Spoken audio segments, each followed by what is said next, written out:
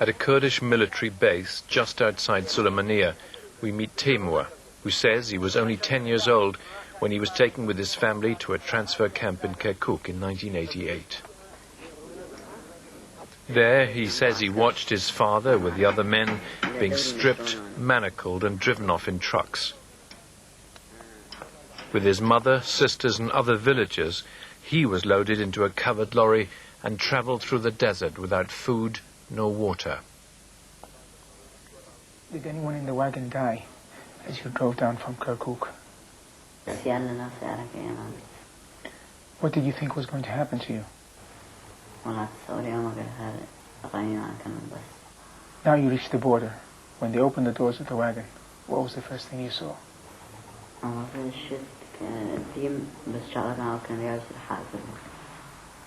How many holes? Were there 5, 6, or 7? And how many people in each hole? How many people in each wagon?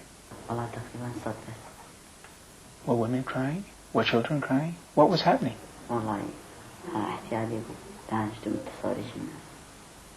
You just wanted to die and get it over with. So now the order was to escape.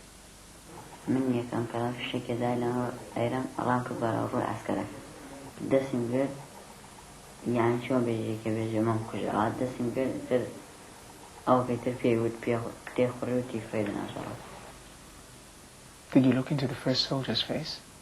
What did you read in his eyes?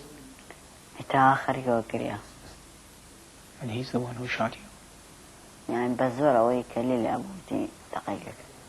And about how many men were standing around, shooting into the hole?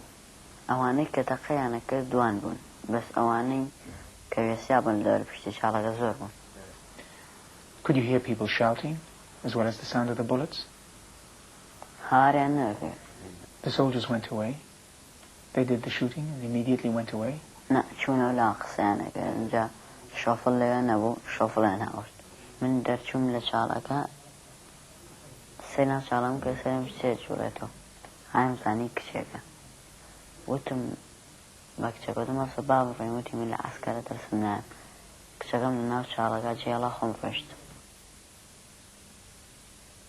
Timur walked until he came upon a Bedouin encampment.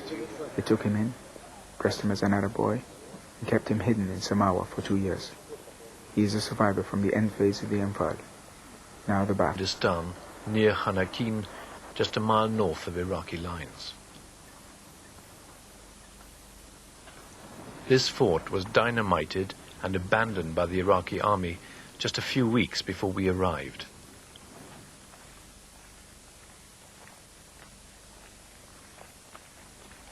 These trailers were used to ferry large numbers of anfal victims in 1988, who then disappeared. Until recently, I thought anfal was a name from the Quran. Today it means for me the routine mass murder of at least 100,000 Kurds. One day, I believe we will find their graves in the desert west of Samawa, close to the Saudi border. Who is responsible? Is every Iraqi responsible? So many Kurds could not have perished if other Kurds had not herded them out of their villages to their deaths. Are the Kurds responsible? Is every Arab responsible? Millions of words have been written about the destruction of 400 Palestinian villages by Israel, and rightly so. But why is it that not one Arab has written one word about the destruction of 4,000 Kurdish villages by Iraq, an Arab state? Maybe the Allied governments are responsible. In 1988, they were Saddam's friends. And while the Iraqi uprising was being crushed, the Allies turned their backs on the slaughter while encamped near the anfal graves. It is enough to be human, to be responsible. The anfal is a crime against humanity. Its perpetrators must be tried by an international court.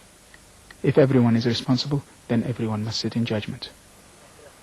For in the end, responsibility means we sit in judgment upon ourselves.